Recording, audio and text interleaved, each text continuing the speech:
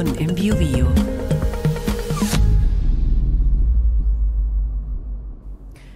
¿Se ha preguntado por qué debe seguir pagando por algo que ya compró?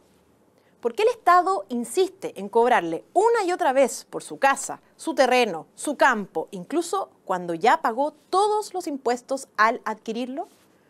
Me refiero a las contribuciones, de la palabra contribuir, ese eufemismo para lo que en realidad es un impuesto territorial, una verdadera renta de arrendamiento encubierta que el Estado aplica sobre la propiedad raíz, urbana o rural, cuando ésta supera un valor mínimo.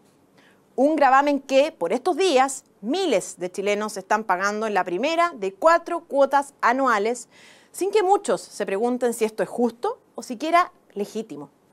Pero no es justo. Partamos por lo esencial. Las contribuciones son un impuesto al ahorro, y no a cualquier ahorro, sino al principal ahorro de la familia chilena, la vivienda, y uno de los elementos fundamentales del progreso social y económico.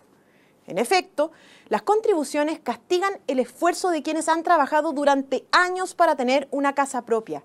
Son un impuesto al patrimonio y, como tal, su lógica es abusiva. Le obligan a pagar por el solo hecho de tener algo que es suyo, por haberlo comprado con su trabajo o haberlo heredado tras el sacrificio de sus padres o abuelos. Todo esto, además, en un país que enfrenta una crisis habitacional profunda, con un déficit de viviendas que afecta a cientos de miles de familias y donde cada vez son menos quienes tienen la capacidad económica real para adquirir una propiedad. Eliminar las contribuciones no resolverá la crisis habitacional por sí sola, pero quitará un obstáculo que hoy penaliza la tenencia y transmisión de vivienda entre generaciones. Y no se quedan ahí. Las contribuciones también desincentivan toda inversión en mejorar esa vivienda, ampliarla, mantenerla, cuidarla.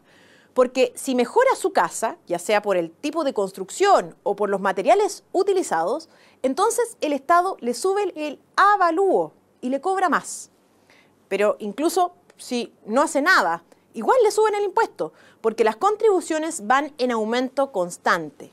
Cada reavalúo del Servicio de Impuestos Internos trae una mala noticia. El valor sube, la base imponible crece y lo que usted paga también. No importa si tiene más ingresos o menos, no importa si está jubilado, si heredó la propiedad o simplemente no puede pagar, el Estado le cobra igual. De hecho, son muchos los adultos mayores que hoy viven en casas que compraron durante su vida laboral activa, pero al jubilarse sus ingresos bajan drásticamente y las contribuciones no. Lo mismo ocurre con las familias que heredan una casa pero no tienen cómo asumir el pago de este impuesto. En este último caso, además, vale la pena recordar que los herederos no solo comienzan a pagar contribuciones de inmediato, sino que antes ya debieron pagar el impuesto a la herencia por esa misma propiedad, un tributo al que podríamos hacer muchas de las mismas críticas que le hacemos a las contribuciones. Es decir, a los herederos se les castiga 2 veces, primero por heredar y luego por conservar lo heredado. Por otro lado, ¿por qué debería usted pagarle al Estado por algo que ya compró con dinero que pagó impuestos? Si ya pagó impuestos al adquirir esa propiedad, pagó IVA al comprar los materiales, pagó contribuciones anteriores, pagó mantenciones, permisos, derechos municipales. ¿Por qué tener algo propio se convierte en una deuda eterna? ¿Por qué el Estado se reserva el derecho de cobrarle año tras año simplemente por conservar lo que es suyo? Esto es una especie de doble tributación. Las contribuciones funcionan como una forma de doble gravamen sobre el mismo patrimonio que ya tributó al ser adquirido.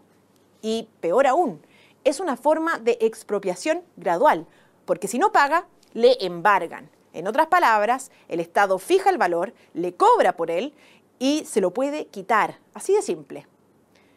Y lo hace, además, el Estado sin transparencia. Aunque existe un marco legal general, los reavalúos que realiza el Servicio de Impuestos Internos se rigen por criterios amplios, poco transparentes y dejan un enorme margen de discrecionalidad a la administración. Esto se traduce, en muchos casos, en una aplicación desigual de la ley que en diversas ocasiones termina vulnerando el principio de igualdad ante la ley tributaria y también el principio de legalidad, porque los tributos deben fijarse por ley, no por actos administrativos.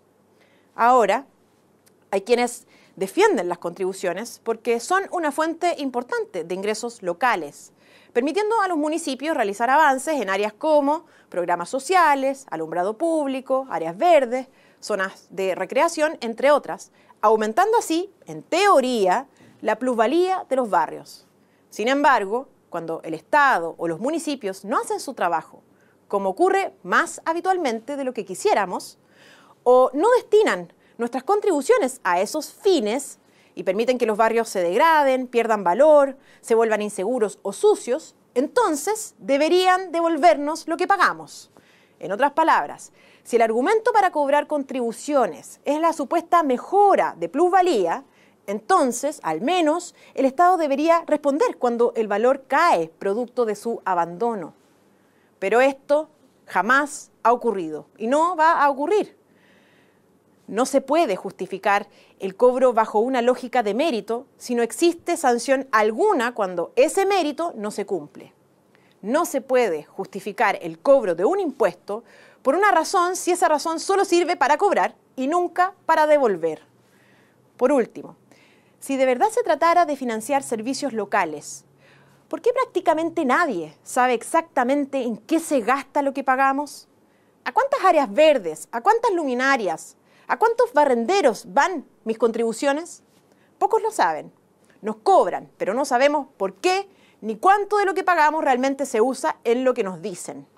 Muchas municipalidades, además, igual reclaman falta de recursos, en oposición a que, en la práctica, muchas veces son las juntas de vecinos, las organizaciones sociales y los propios vecinos quienes terminan construyendo las plazas, las sedes vecinales y las áreas verdes, porque los municipios no lo hacen, no quieren o simplemente no tienen la capacidad. Esto me recuerda a lo que pasaba con el IVA, el impuesto al valor agregado. Hasta hace poco, la gran mayoría de las personas no sabía que lo pagaba. Y aunque todavía muchos no saben que lo pagan, cada vez que adquieren un producto o contratan un servicio, al menos hoy algunos han advertido su existencia desde que empezó a detallarse su pago en las boletas. Así como durante años muchos no sabían que pagaban IVA, hoy muchos pagan contribuciones sin saber a qué servicios específicos se destinan. Algunos, sin embargo, defienden las contribuciones diciendo que ayudan a redistribuir la carga tributaria. Pero vivir en un barrio determinado no siempre refleja la verdadera capacidad económica de una familia. Por eso, lo decimos sin rodeos, las contribuciones deben eliminarse, junto con todos los impuestos al patrimonio que castigan el esfuerzo y abren la puerta a la confiscación. No podemos seguir aceptando que el Estado nos cobre por conservar lo que es nuestro. La propiedad no es un lujo, es la base de la libertad y del progreso. ¿Queremos seguir pagando renta por lo que legítimamente poseemos y nos ganamos? No. Ha llegado el momento de exigir que en Chile la propiedad privada sea de verdad respetada.